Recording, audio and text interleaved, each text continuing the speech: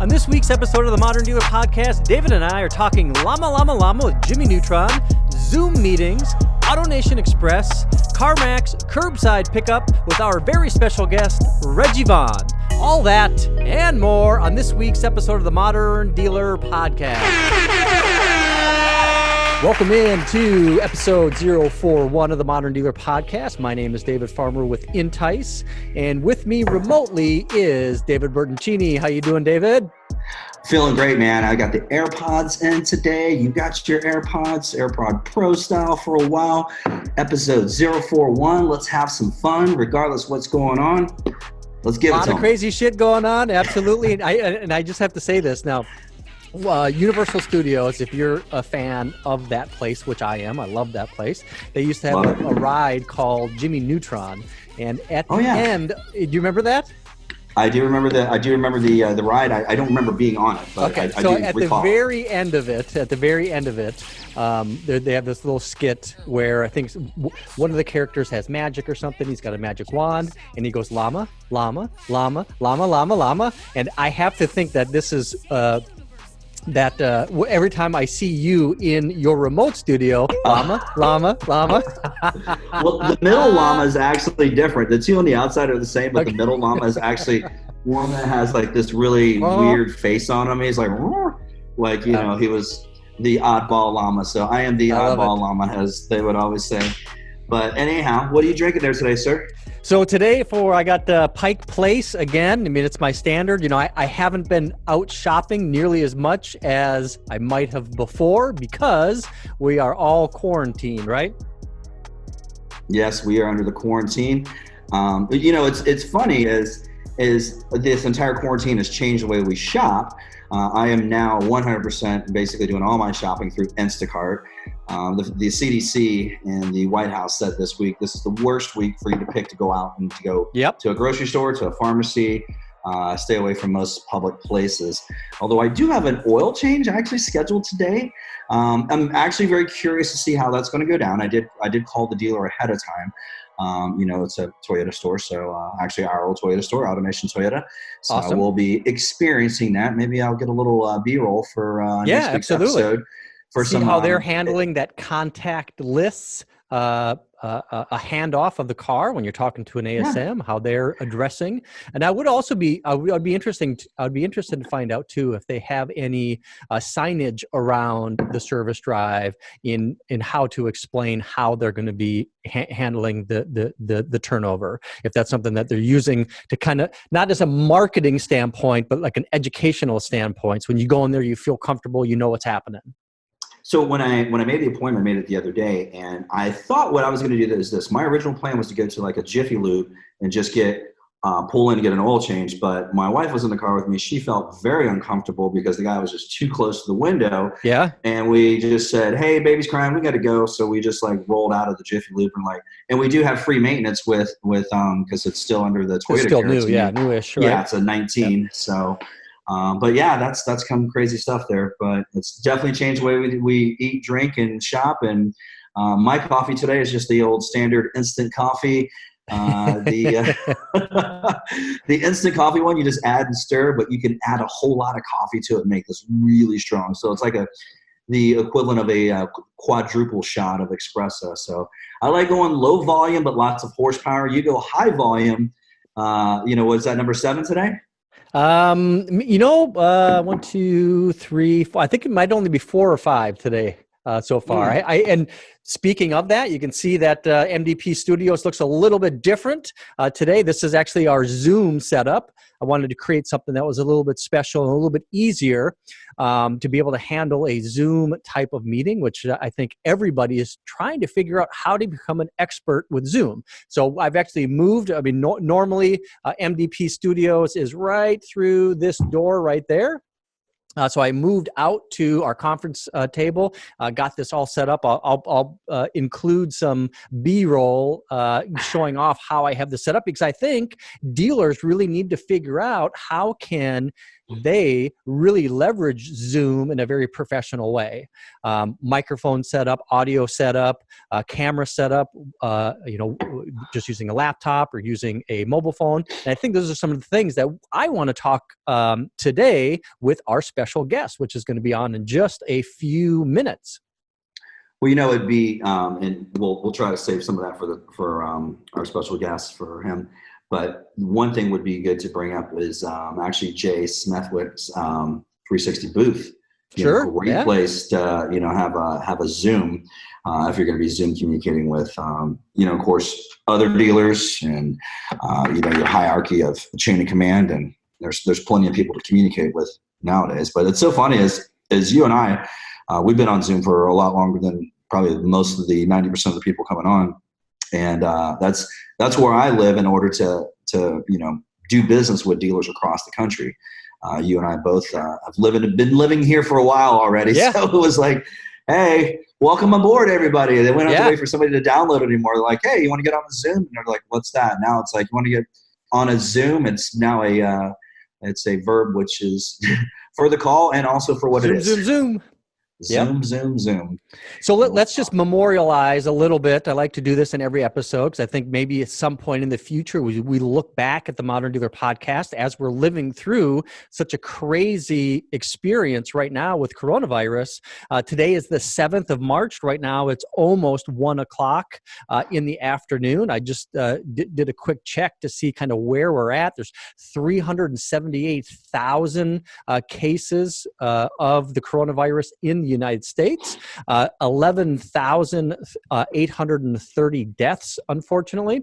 We also have, Florida is not necessarily a hot spot, but we're definitely getting very close to be on the top of the list for cases and for deaths. So an incredible time that we're living through right now.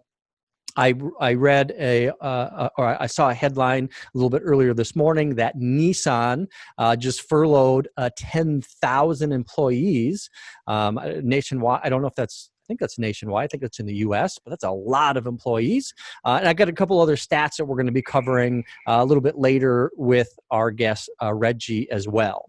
But I just thought I wanted to kind of bring that up. The 7th of March, and we're, like you had said, the Surgeon General said the other day that this week is going to be one of the worst weeks that we can be living through. Some crazy stuff.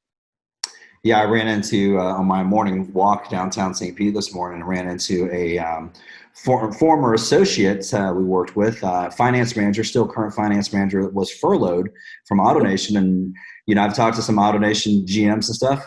Our man's on. It looks like Reggie's coming in. He's connecting to audio. Yeah. There he is, Reggie Vaughn. But I was talking with, I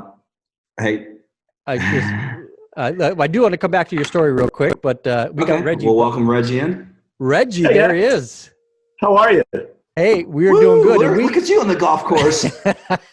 Hey, yeah, it's Masters weekend. Wow, there you go. Amazing. Broadcasting live. Yeah. See, I love that's about 80 miles from here, so it's a big part of our community's economy. Yeah, I bet it is. It is. So we are recording. I just want to let you know that right up. Already? Right at the top. We're going right into it. What we like to do is when we bring a guest on the podcast is have a little bit of just David and David time to get things kicked off and kind of get things going, and then move into our special guests. So I can hear you really well. Can you guys hear me well? Yes, we can. Yes, we can. Okay, cool. I don't need my headset. Yeah, that's interesting. That's exactly what we were talking about right before you joined in, is making sure that you take this time right now and make sure that you have a good professional Zoom setup to be able to communicate in this new way. And then David was just sharing a story about some layoffs, some furloughs. So I know AutoNation, you mentioned just a minute ago, Nissan had 10,000 people laid off. AutoNation had 7,000 furloughed or laid off, or the combination of the two. And I'm a little more clear this week on between furlough and layoff. So furlough is basically, my understanding now is that you're basically laid off, but you still have your benefits. Right. Gotcha. Okay. Yeah, Right. you still have your medical benefits. You've got your, some of your PTOs and everything like that still accumulating. But if you're just flat out laid off, then you're not connected to any medical anymore. Then you can apply for full unemployment. But I guess furlough. I do believe furlough you can still apply for unemployment too. So, but last week, when we reported it was 3.3 million people. Then from last week to this week, it doubled to 6.6 million people had applied for unemployment. Yes. In the past on top 2 weeks. Yeah. Yes. Yeah. So another three. So just to double the number to 6.6. No. It was 3.3 million the week before last, that was new people that requested for unemployment that week, and then the following week, last week, which is 6.6 million, you combine those, so almost 10 million within a 2-week period of time. Is that right, Reggie? Yeah. So the other thing too about the tricky part about furloughing versus laying people off is every time we have a crisis or something like this hits, back in 08, whatever, you're going to get those unemployment lawsuit claims go up in the next 6 months or so. So you got to be careful as to how you let people go, what strategies you use, that type of thing. And that's something I hope all of our dealer friends are paying attention to right now. So if you are going to furlough them also, what that does is good people are going to be looking for jobs here in 3 months, 2 months, however long this thing takes. You want to be the company or the dealer of choice, the one that takes care of their people. So now's a good opportunity to make that marketing, if you would, of your dealership and their processes known to those people who are in the industry, because good salespeople are going to find out where to go. Absolutely. Speaking of good salespeople, Reggie Vaughn, our special guest. Shall we introduce him? Please As do. the official. You and I have known Reggie since, of course, we do reveal our ages, but, since the 90s. Yeah. My first interaction, first time I met Reggie, he was our regional training manager for Southeast Toyota. And I was a brand new salesperson, and I was attending the 1998 Corolla launch. And Reggie was Ride and Drive. Was the ride and drive, and he was in charge of the launch. And I learned, all these wonderful product information from Reggie, and I was like, wow, that's so awesome. But Reggie's been around quite a long time. David, your introduction? I think, mine probably centers around a ride and drive as well. I started in 1996 at that Toyota store, and it was just a couple months before the 1997 Camry ride and drive launch. So I think that was, so I sold a few of the older style 96 model Camrys. And I mean, just kind of think back of what those cars were like back then, the Previa van we had. It was pre-Tacoma, the 8100 series pickup trucks. Oh, yeah. Man, what a great time, huh? Some great memories. Good stuff. Yeah, I love it. Yeah, you guys are making me seem real old. Thanks. It's crazy, but you know what? You don't look a day older than I remember. That's right. I'm glad you said that. Yeah. How do you keep the grays away? Yeah, Reggie, how do you keep the grays away? You just shave them away. Tight, keep it tight. Not so much for me, especially on the close-ups. You can see it's definitely there. Well, we do appreciate you coming on to the Modern Dealer Podcast, Reggie Vaughn. We're excited to chat with you today. Very interested in finding out about what you're doing right now, and then really get into some conversation about how dealers can be adapting to this insane situation that we all find ourselves in right now. Yeah, I'm looking forward to having that conversation with you guys as well. Real quickly about what I'm doing. I just made a pivot actually right before all of this stuff happened back in late December. And I've been doing a lot of sales training, as you know, for years and years and years. And I've kind of come to the conclusion that a lot of the sales training we do just doesn't hit the mark because it's some guy like me who comes in, who has a special skill at training something, whatever that is. Or it's the dealer group saying, hey, we need this. So we go out and hire somebody to train that. Rarely do we really take the time to analyze what is it that the salespeople need to be successful. So I've kind of come up with a thought on how do we analyze salespeople to find out what do they need. So I started doing some research on that and found a group that has 21 sales competencies that help each individual salesperson be their best, perform at their best. And my whole thing now is to make sure that those sales competencies get out there. So, I don't call it sales training. I actually call it sales force development. So we'll go in, work with a dealer to help figure out what their team needs through evaluations, or even if they're looking to hire, I know it's not time right now to talk about hiring, but it will be. Yes. Or actually, we're actually working on a project right now that we should have out by the end of this week that helps figure out which salespeople to keep based on what you think your process is going to be 2 or 3 months from now. So that I'm really excited about and energized by. But yeah, it's all about trying to help the salespeople be their best. That's kind of been my thing for the last years. Yeah. And I love that. And that's one of the things that we like to do with the Modern Dealer podcast is really talk about the real retail world. And that is, it's not, these lofty ideas about changing the industry, but really what's happening on the showroom floor. I've had the opportunity to work for some large trading companies, had the opportunity to run some good sized dealerships. I don't even want to venture a guess on how many salespeople I've hired and trained over the years, but I've always tried to keep it kind of, real transactional aspects of what a salesperson can do when they shake that customer's hand, when they're having a conversation around selection, demonstration, presenting numbers, and real world negotiating. So very excited to hear about the 21 sales competencies and have that conversation. And it looked like Mr. Bertoncini had something that he wanted to jump in there, and I cut him off, I think. No? No. I was just excited, man. Just listening to Reggie, and it's. I was always as a salesperson.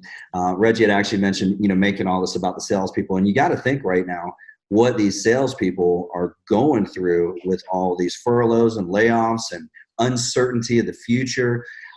Really, it's going to boil down to what Reggie's 21 sales competency that. We have these people, we need to be staffed up properly with the right salespeople in order to have this new process that everyone's going to have to get used to. That, I'm actually really looking forward to this process. Before you came on, Reggie, I was telling David that I actually have an appointment at Toyota today for an oil change. And I'm very curious. I asked a lot of questions about my appointment, like, hey, how are you guys handling the social distancing?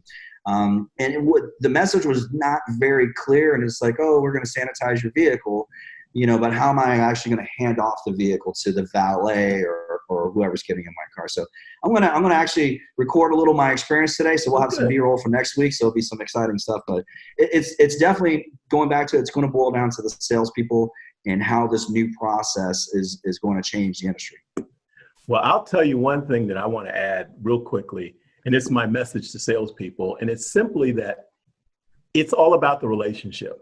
Those of us who've been at it for a long time, and if you find those successful salespeople out there, their customers love them, and they come back and again and again and again.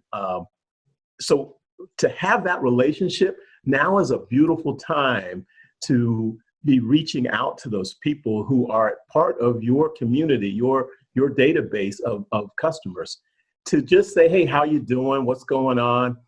You're not going to be able to sell them all a car right now today. But the thing is, you got to make sure that they know you're there. There's so many great things happening in the industry right now. I love what the OEMs are doing.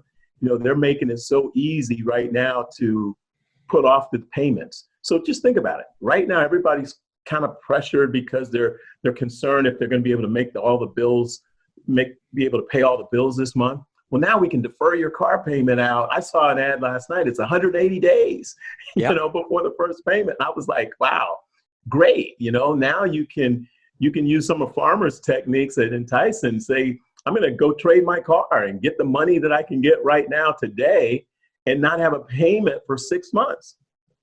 Well, that's good. That helps us get through this financial crisis.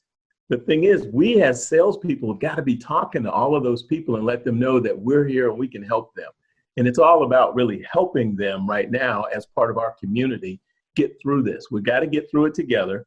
As salespeople, we know that we provide a service. Let's not think about just, how am I going to sell a car today to eat tomorrow type thing, as much as how can I serve my community? Service first based selling.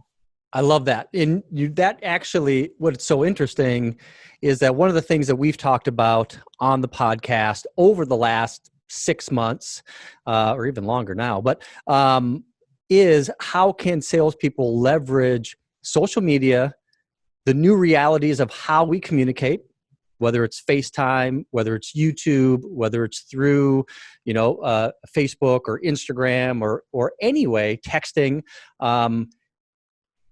Before coronavirus, what we've been advocates for is to not use the selling message, but more of a relationship building message through social media.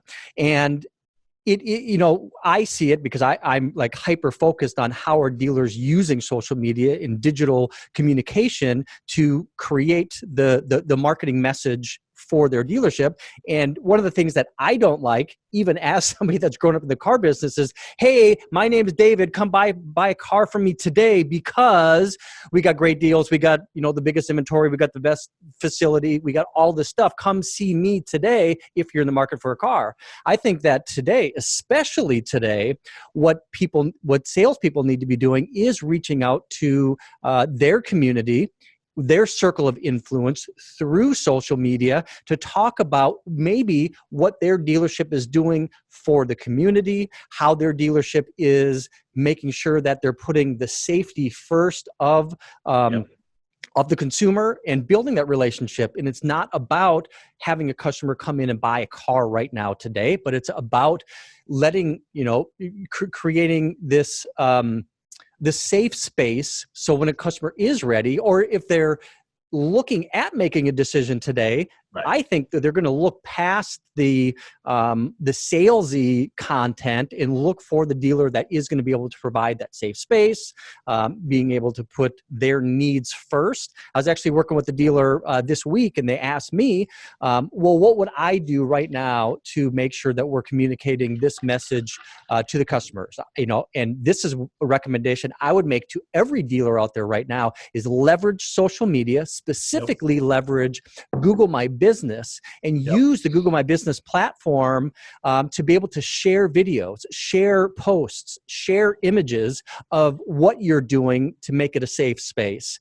With that, just having a photo of techs, or somebody greeting a customer on the service drive with gloves on, maybe with a mask on, maybe with a sign that says, we're a safe space. This is what we're doing. We're keeping the 6-foot distance, and tell the story through images, videos, and posts. And you can do that all free with Google My Business. Well, I have to give you guys kudos for that. I've been listening to your podcast, and you guys do a great job. Now, I get it. You're focused a lot towards the dealer, and I understand that. But I think the salespeople who are listening can take the same messaging, because now that we have this little bit of interruption in our business, it's a great time to ensure that all of your social media is on point.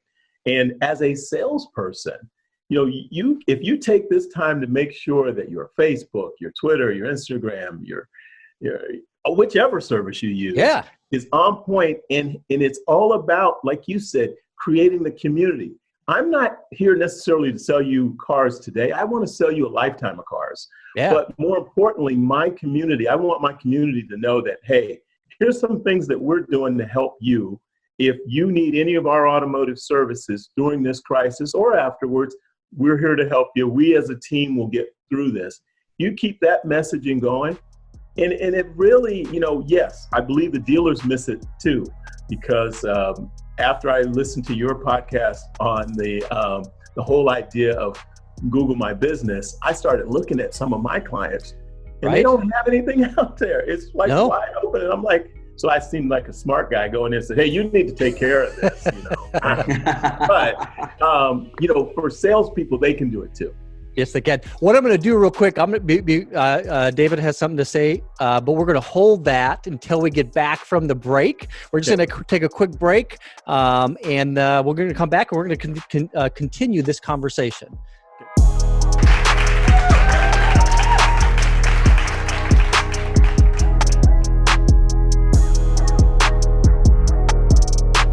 All right, we're going to do a quick overview of TradeMaker from Entice. With TradeMaker, you have the ability to allow your customer to get their KBB trade value on your dealership website instantly and also request an express cash offer.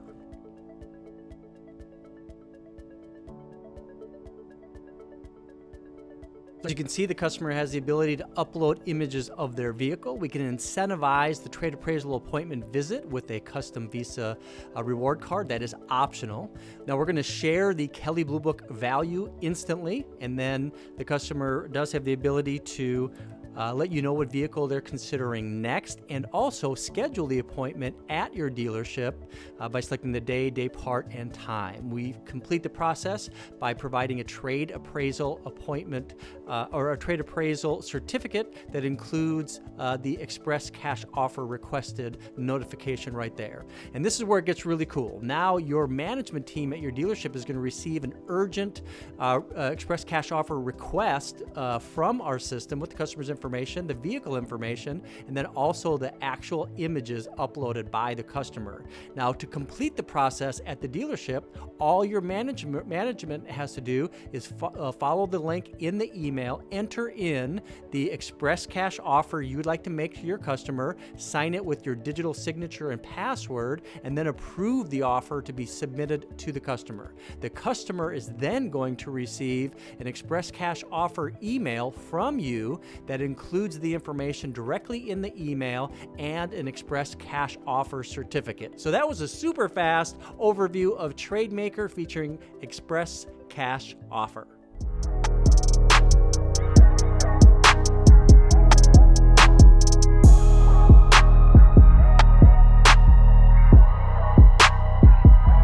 Welcome into the second segment of the Modern Dealer Podcast, episode 041 with our special guest, Reggie Vaughn. And right before the break, we were talking a little bit about the sales process and utilizing social media from a salesperson's aspect. And I think that the idea of what a salesperson really should be looking at doing is building their own brand as an entrepreneur. And I know when I was selling cars, that's the way that I felt about what I was doing. During the break, we were talking a little bit about or the late 80s, early 90s selling cars. I had a small used car dealership back in the early 90s. So I've always kind of felt myself as an entrepreneur. What if I was working for somebody else as a salesperson, or if I've been starting my own company, I've had that same spirit. And that is the spirit I think that salespeople really need to be embracing today. Leverage social media to be able to build that brand and communicate this relationship, potential relationship for the long term. Well, before the break, Reggie had touched on, the salespeople leveraging social media. So as I have conversations with dealers every day, we know that everybody pretty much has pulled back their advertising. So, and of course, gone down to most stores right now are just internet only sales. Showrooms are mostly locked across the country. So at that point, as a salesperson that was not furloughed, which is still on board with the dealership, the store's not advertising for you. So what's your best way to get yourself out there is constantly, daily posting on your social media platforms, whichever ones you are best at, as Reggie had mentioned, either your Facebook, your Instagram, your Twitter, LinkedIn. LinkedIn is one of the secret sauces, but you could be instantly overnight, I won't say actually overnight, but you could be TikTok famous, but just by having a little bit of fun at the dealership with some of these posts that you could do as a salesperson. So salespeople that are listening and watching to the podcast right now, let that be something that you live and die by from now until the day you retire from the car business, which we never really do retire because we'll get out and we'll do something else. Can I add on that, Bert? Absolutely, boss. The thing about salespeople right now, it's a tough time for all of us. True. But we got to keep the dealership alive. And I know sometimes it's all about what's in it for me kind of thing, but a lot of salespeople, I really encourage you to figure out what can we do to help make sure the dealership survives this whole thing. Don't be whining and complaining because, that's what whoever management is at the dealership, they're going to see that and recognize that. And if the dealership survives through this next few months, we're going to come back with a vengeance. I mean, we'll be at probably midsummer, I'm willing to bet you we'll be at a 21 SAR. So with that kind of business coming in, we're going to need more people, not less. So it's going to be more business for that individual salesperson. And what I've been challenging a lot of my people in the dealerships to think about is, how can you add value right now, even though you've been sent home? You're not able to work in the showroom. Can we transition into being kind of like BDC for service? Can we talk to some of those service people? Can we find opportunities to maybe help with the F&I even? We always know that service department's really good about getting some F&I income for warranties and all, but most F&I people don't want to go back there. Now's an opportunity. If you're an F&I person, you've been sent home, maybe you can help the dealer survive this by making sure that the service department survives. And even to Farmer, your point, as a dealer now, if I start cutting back on advertising, sometimes it's the worst time to do that. But I understand, having been there, I understand the reality that you don't have money. The capital is getting low. But if you can redirect that advertising more to service, because it's service that's going to really help get us through these next couple months. And that's hard for me to say as a salesperson all my life, but it's the reality that we face right now. Well, it's like you said, Reg, you got to take care of the whole store. And as a salesperson, I can do their part to help get the dealer through. And if you're still on board with the dealership, then help them with service and getting the F&I guy to, hey, we got a customer on the service drive that wants to extend their warranty. How can we, menu that customer and get it, you don't really have a lot of reason to be in your office, so you can get up out of the office. Absolutely. And menu that customer now. Like, hey, Mr. Customer, glad you're here. Let me just show you what products we have available for your 3-year-old Camry with 36,000 miles on. And even if you're at home as that F&I person, don't be afraid to make phone calls to those people. Mm-hmm. Absolutely. And I think digging deep. Yep. I think that brings up a good point too, is that, as we were talking earlier about, our training experience in training salespeople and trying to get really into the nuts and bolts of some specific things that they can be doing and engaging. I think that brings up some really good conversations around what can salespeople, sales managers, general sales managers be doing today in the environment that we're in. Now, some dealerships are closed and salespeople, finance managers are at home, whether they're furloughed or laid off or unemployed. But there's plenty of dealerships that are still open. In the state of Florida, dealerships are still open. In many states, dealerships are still open. Most states have service departments that are open, but many also have their sales departments open. So I think that people that might be watching the Modern Dealer podcast are asking themselves, what are some things that I can be doing right now today as we're navigating these difficult times? And before we get into some of those specifics, I know that I did some research yesterday looking at a few different articles in automotive news, and looking at different dealerships within our automotive community, like Brian Benstock. There's an article on Automotive News. He is shut down. He's locked down. He's not able to do any selling. He is servicing, and he's been kind of a forerunner in online servicing, pickup and drop off. So I think he's got that to keep his business going. But I think they're also Paragon, under Honda, Paragon Acura, right? Yeah. Yeah. But there's other companies too, like CarMax. They were pushing to have one of their best years ever, up 10-15% year over year for sales volumes, for revenue.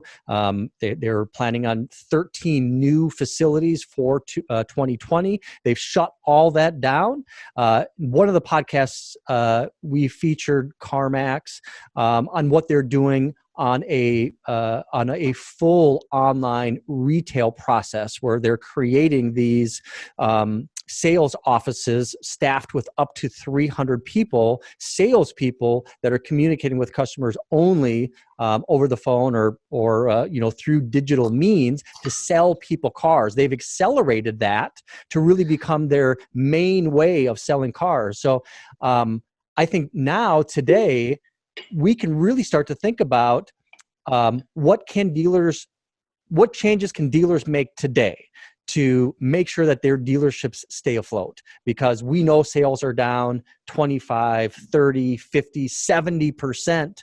And I can tell you from a business owner standpoint, our numbers are down, our top line revenue is down. I still have all my expenses. I've not yet laid off any of my employees, and I hope not to. And these are some real world challenges that dealers are facing. So I would love to have the opportunity to get some to talk through some potential things that dealers could be doing. So from your aspect, Reggie, do you have some recommendations on what dealers, salespeople, general managers can be doing today to deal with this? Well, first of all, we've got to be planning now for the future. And I get it. There are things that we can do right now. You'll see this. If you go on dealer websites, they've all put the messaging on the homepage. Perfect. I think they can go a little bit deeper with that. Sometimes I look at the messaging and I go, they almost got there. They didn't quite get there, but I agree. They almost scored.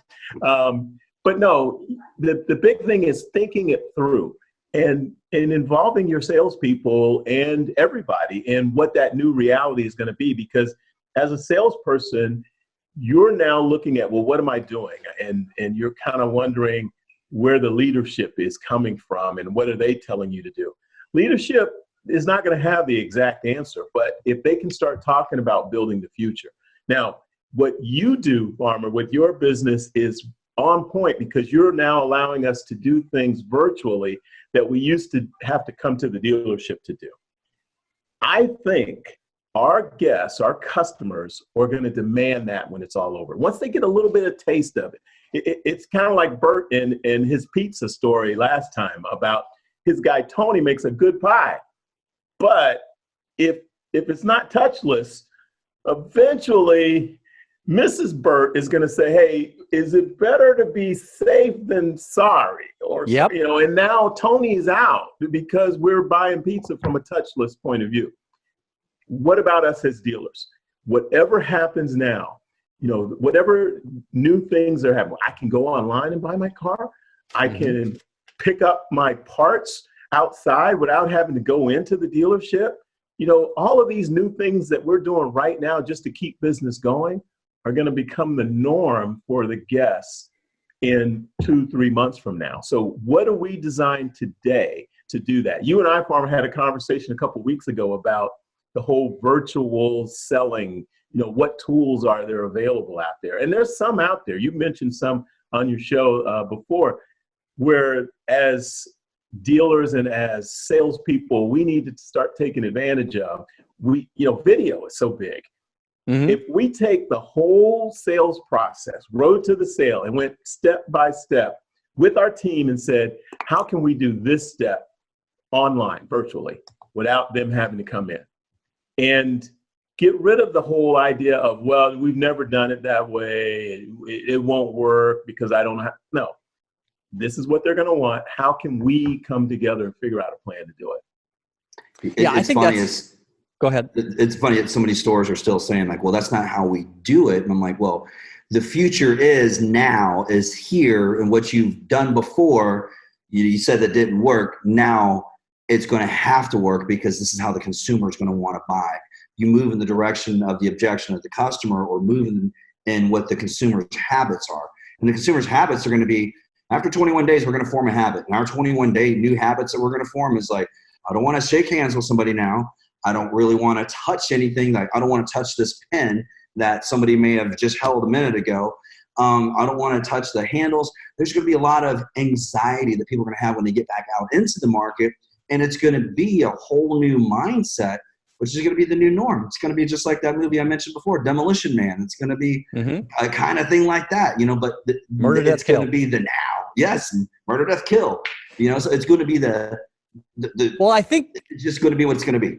Yep. I think that one of the things that we as operators of businesses living through coronavirus right now, we really have to understand that consumers' behaviors is going to change, and that we are going to, as a community, the United States, as a society, a better word, is that we're going to be shell-shocked because of all of this. Even if we discover an antiviral shot that just cures coronavirus tomorrow, and we get to move on, we're not going to go back to the life that we had prior to coronavirus. It's going to take a long time to be able to feel comfortable again. I mean, it's so funny is that I see people like on Siri's trying to jump in here. But you see on TV like a group of people. It's like, oh my God, they can't be together. I mean, that's the first thought that you have now, because we're so hyper focused on social distancing, not getting sick, making sure that you stay healthy.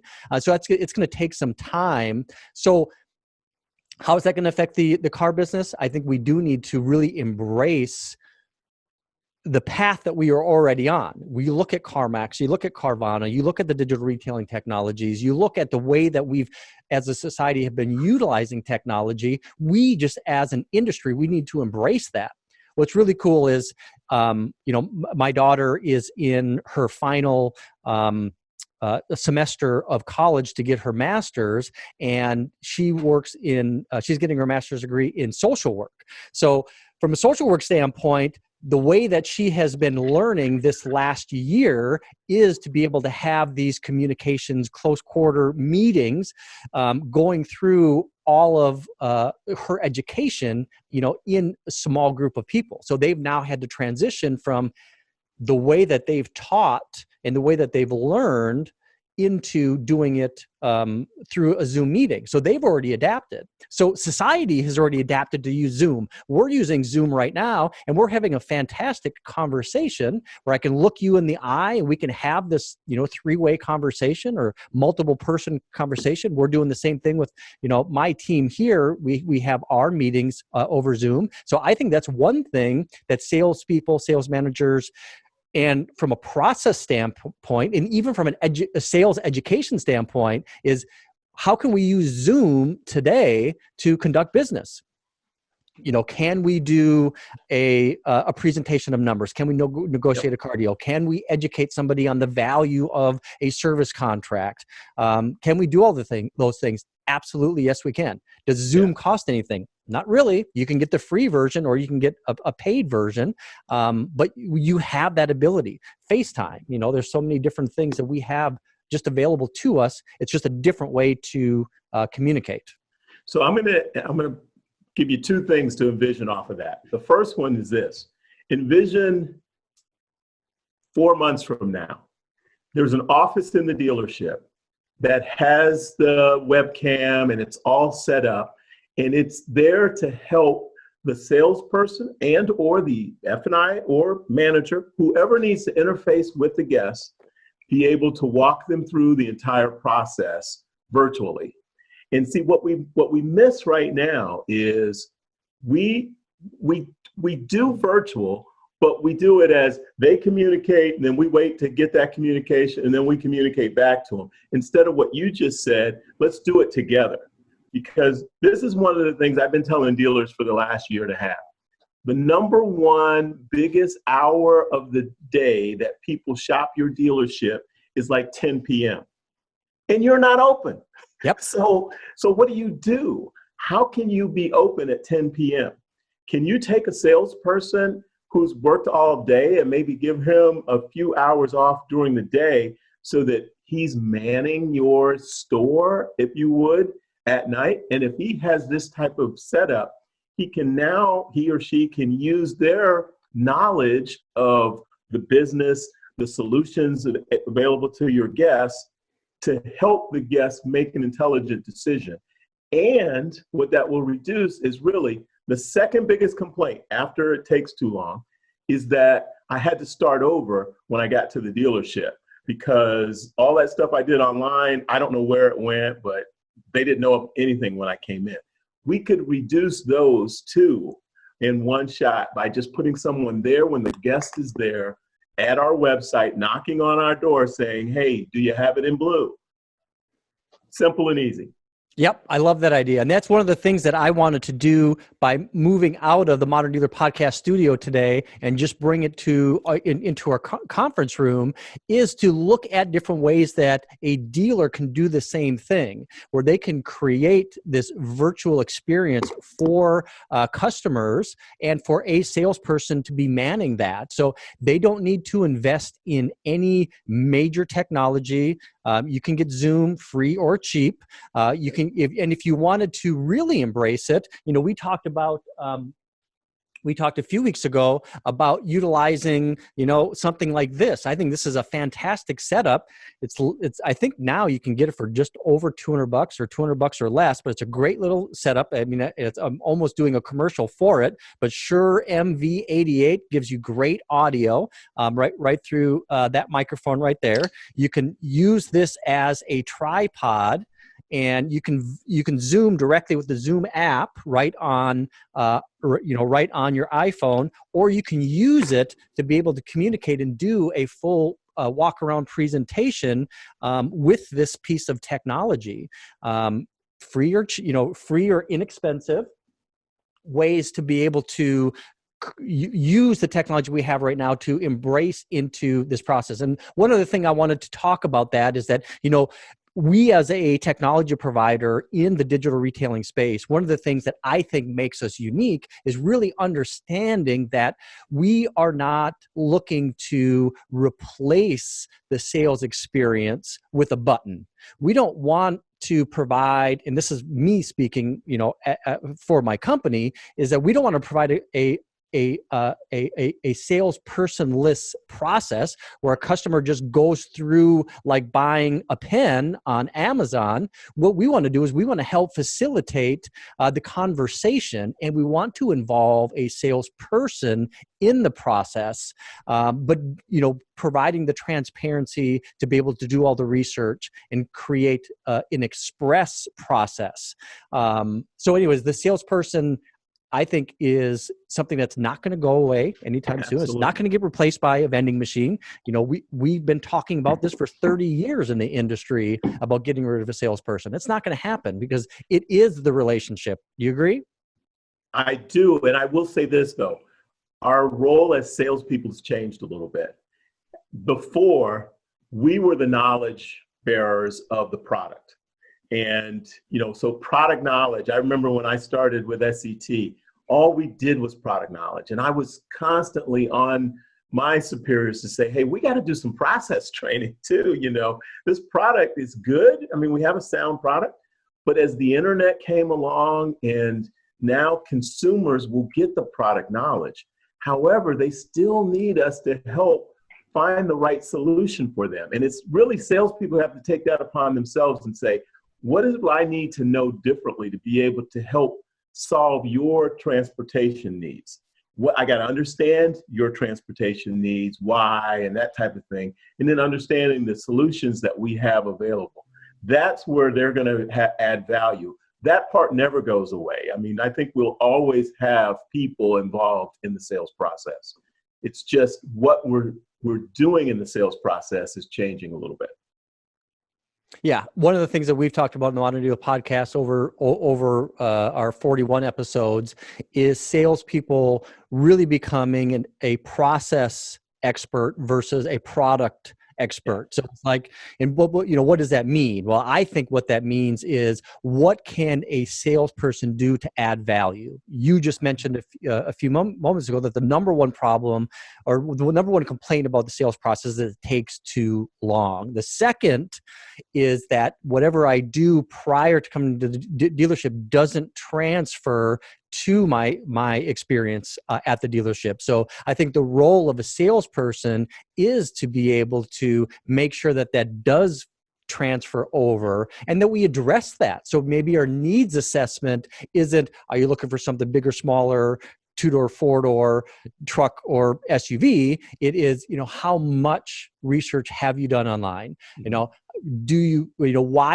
Why have you chosen this vehicle? And move into the process of the trade appraisal process, the financing process, and just kind of more of the steps of the sale. Absolutely.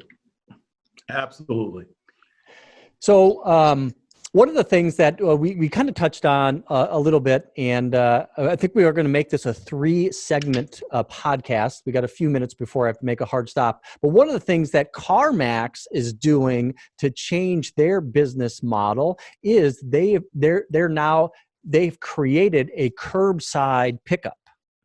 So this is kind of a cool thing. So this is something new for CarMax.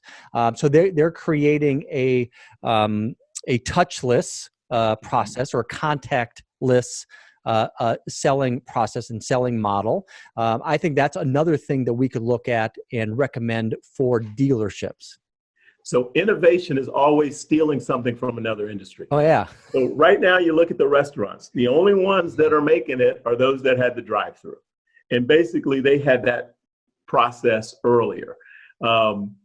You see that. I see some dealers around the country, as I referred to earlier, they're making their parts department such that if you need a part, you call them, almost like the doctor's offices now. They call you when it's your time so that you can come into the waiting area. I hope that shortens the time that I'm at the doctor. I don't know. I haven't experienced that yet. But if I call your parts department and say I need whatever, and they'll have it out front for me, so it's basically a pickup service. My concern that I have with most dealers is they're not going all the way. The thing is, parts should be like anything else you buy on Amazon. Why should I have to fill out a long form and call you at the store and do all of that? Why can't I just say, I need 3 of these, send them, boom. Yep. And if it's local, we got the parts truck that's been sitting there doing nothing. Maybe he or she can go and take the parts out. So yes, we're going to see these things going on in other industries, and they're going to come into our industry. I give CarMax credit for that. You guys know this because you guys are ex-AutoNation folks. You remember when AutoNation did the other thing that they're doing, which is they had those salespeople who handled everything online across the country. And I mean, there were degrees of success with it. I think more than anything, what killed it was the current people in the industry at the dealerships thought it as a competition. At least CarMax has taken that away by saying, hey, this is how we're going to go going forward. And I think that will help it survive a little bit more in this case than it did in AutoNation's case. But that the concept was there years ago of saying, hey, let's do it online. Let's give it to them in a way that they don't have to wait and be there 4 hours and that type of thing. And it worked in some places. It's just it had a lot of people internally who were not on board. I think CarMax will handle that. So I wouldn't be surprised if this time it works a lot better than it did when AutoNation did it. I agree. Definitely David, it will work better. Yeah, David Bernstein, I'm gonna stop you real quick, but don't lose that thought. We're gonna take another quick break, and we're gonna come right back. Okay. Welcome back into the final segment of the Modern Dealer Podcast, episode 041. We're going to jump right back into where we left off, and David was going to share some of his experience, specifically working at AutoNation when they were rolling out some of these initiatives. Well, let's go back to 2000, and I'll mention that when AutoNation tried the business model of going to one price, the market wasn't ready for it. We embrace whatever, process that your hierarchies are going to hand down to you. We try to carry out the orders as best as possible, but was the market ready for it? In 2000, no. Later in 2016, 2017, 2018, actually 2018 is when they rolled out used car one pricing. The market's ready for it now. The consumer is ready for it. Well, in 2015, when AutoNation rolled out the AutoNation Express program, and that, we'll have the car all ready for you, we'll do everything we can. The consumer's trust level, I don't think, was quite there with the dealer to believe they can actually do an entire purchase before arriving. So now the consumer and the dealer have both been, shoved into this new model of, you're going to have to trust what's happening on the other end as the consumer. But in order to develop that trust, you really need to have excellent communication, as what Reggie was saying earlier. As a salesperson, marketing yourself, constantly being out there like, hey, Mr. Customer, I'm just reaching out to check on you. You have that relationship. And then if that customer, you've had a relationship for 5, 10, 15 years, you've been at the dealership, refers somebody to you, you're that comfortable face. And now you're going to take them through this new process. We had the salespeople, you've seen a ton of business cards, sales consultant. Well, maybe that was a little ahead of its time too. Now we really are consultants of the process. We are process experts, not product experts. And as Reggie was saying, teaching, hey, it's product. Well, we at the time, we all know Toyota at the time, in my mind, still is the number one product on the planet as far as quality, reliability, dependability. So that was drilled into the consumer already. The consumer got that message. Now it's the message of, it's about the process, and we're going to make you feel good about this touchless process. And I was watching I jumped onto Paragon Honda.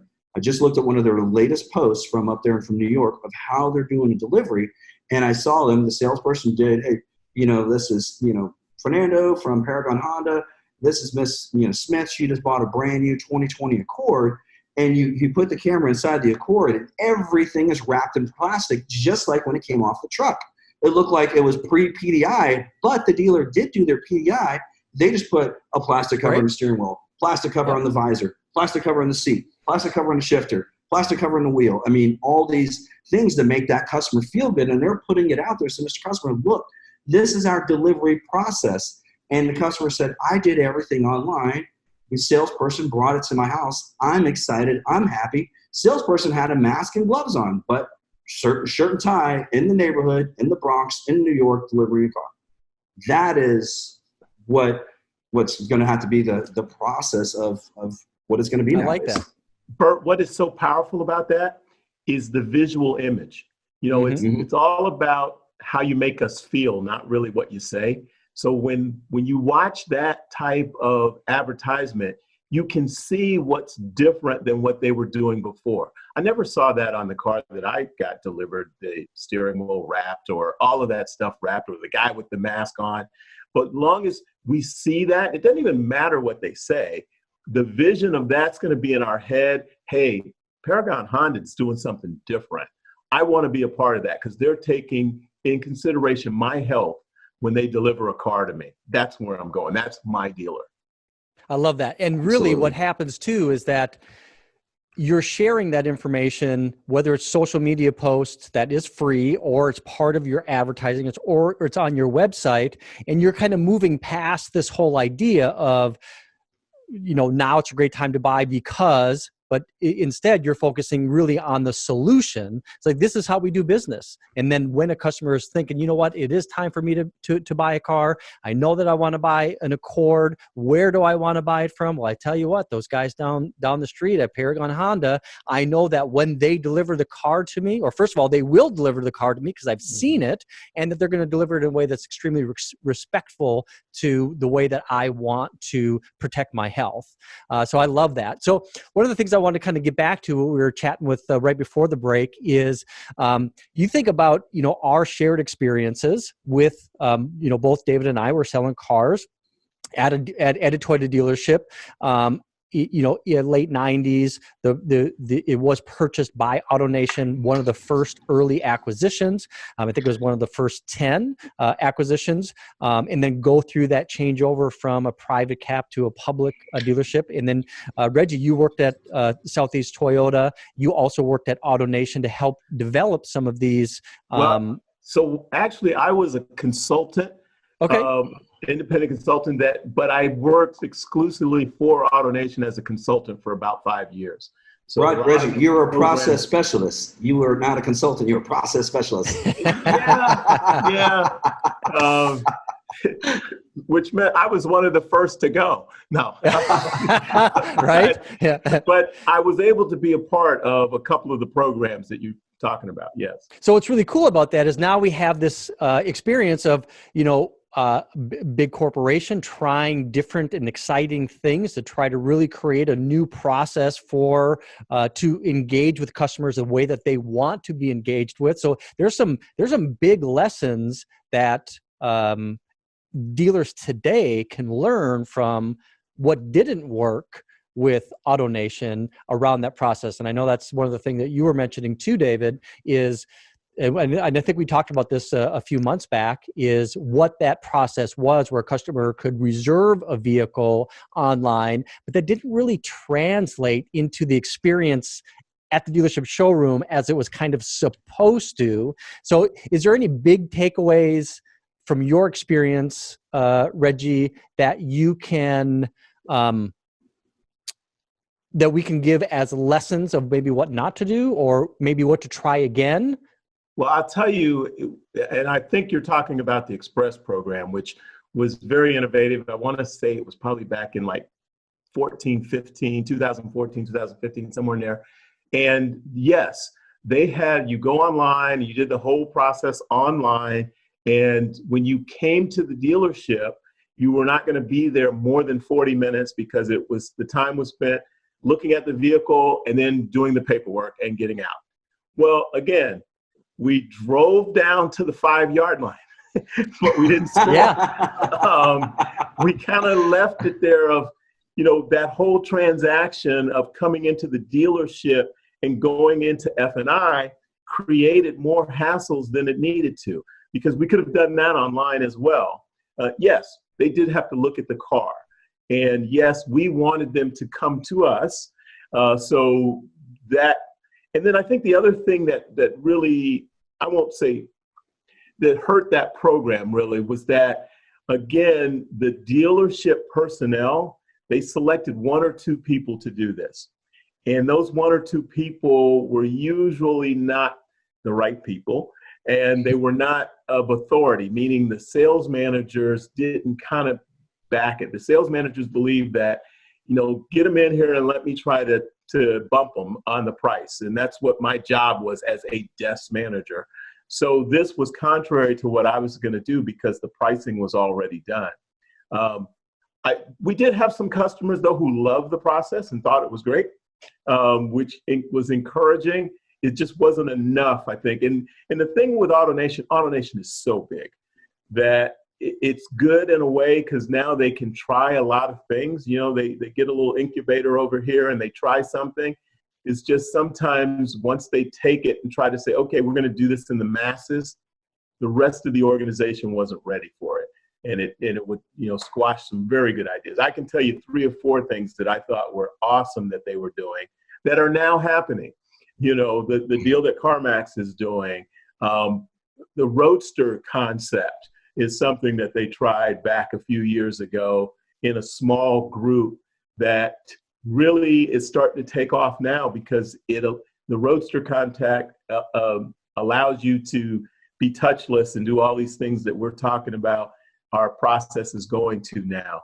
So AutoNation, good organization, you have a lot going for them, but sometimes when it got down to implementing those things into the masses, that was hard, just because the masses were not involved on the creation. Yep, the final mile, right? The last mile of the process is where where the wheels came off.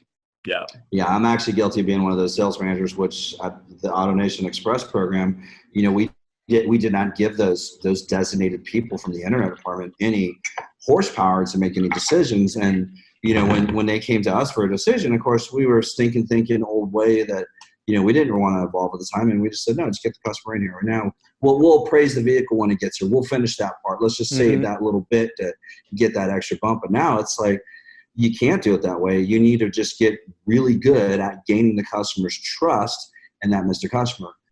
So this is subject to final appraisal. This is a beautiful segue right back to what we first started talking about, and that is identifying the right salespeople, training them the right way. And one of the things that I think that we as an industry really need to embrace is empowerment.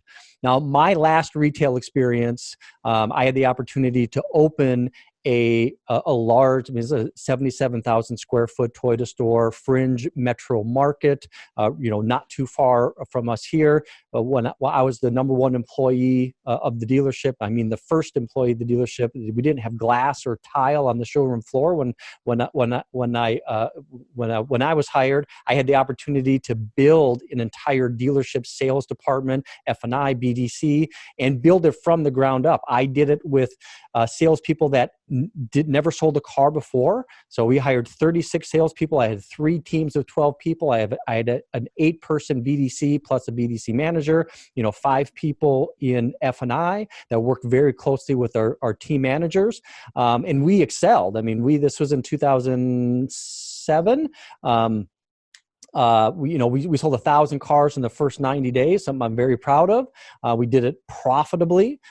It wasn't a one price environment. It wasn't a one person environment. It was more of a traditional model, but we empowered the salespeople. We trained the salespeople. We did our one-on-ones. We trained them with word tracks, how to specifically communicate. If a customer has these concerns, address it this way. Every morning we did our walk around training where we had a salesperson do a product walk around in front of the entire group. So we kind of broke down some of these barriers. There we go. I lost my internet connection, but I think we're back now. All right, yeah. So the reason I was saying that whole story is that from the top down, I think that the automotive industry needs to embrace how we treat salespeople, how we select salespeople, how we train salespeople, and how we empower them to be able to communicate with customers. And I think this translates extremely well to specifically what you're doing right now, Reggie. It does, yeah. What the focus is to find out what the salesperson needs to be better at selling. And selling is not, like you said earlier, it's not just learning about this product. There's a whole skill to selling. I have a side project, back burner project, where I'm building a sales curriculum for a college campus, because it irks me that you can go out and get a marketing degree just about anywhere, but you can't get a sales degree. And sales is just as important as marketing in my mind, of course. Yeah. But 100% to find agree. the right salesperson is key, and what skills that they have. So what we've developed, and I'm working with a company that's been doing this a long time. They've been doing it 30 years. They don't have a lot of resources planted in the automotive industry, but it's well suited for us right now because it allows you to find out what that salesperson needs to get to their best performance level. And to your point, it will help guide if you're looking to hire new people so that you find out the right resources that they need. So please take a look at salesperformancesuccess.com. Check it out. If you want, set up a time. We can sit down and talk about it, see if it is right for you. Primarily what I work with are, dealers, general managers, that type of stuff, who are looking at figuring out what's the right way to develop their sales team. It's all about the sales force development, not necessarily sales training. So take a look at it. I think you'll find that it can be beneficial to know the right people and have the right people in the right seat. Love it. Love That's it. like Good to great. the book From Good to Great. That's talking about having the right people on the bus. Yep. Book From Good to Great. And obviously, you want to have, David, you mentioned, who was it you mentioned last week talking about having your acres of Earl diamonds? Nightingale.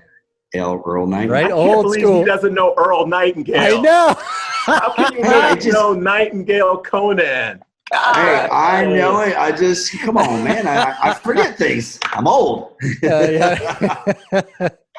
I'm old. I was in middle school when you guys were selling cars. That's funny.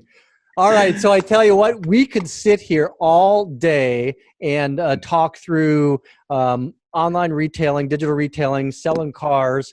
I think this is probably a good enough time to go ahead and call it a day. It's going to be this is probably one of our longest episodes. I've truly enjoyed the conversation and love to have you back at some point. I'd love to continue the conversation. I think that, us as a technology solution that really embraces the role of a salesperson, I think we have a unique voice. And I think that, having your expertise in what you're doing right now, I think it ties in extremely well from a product standpoint, also from an education standpoint. So we'll continue to have the conversation. I'd be glad to.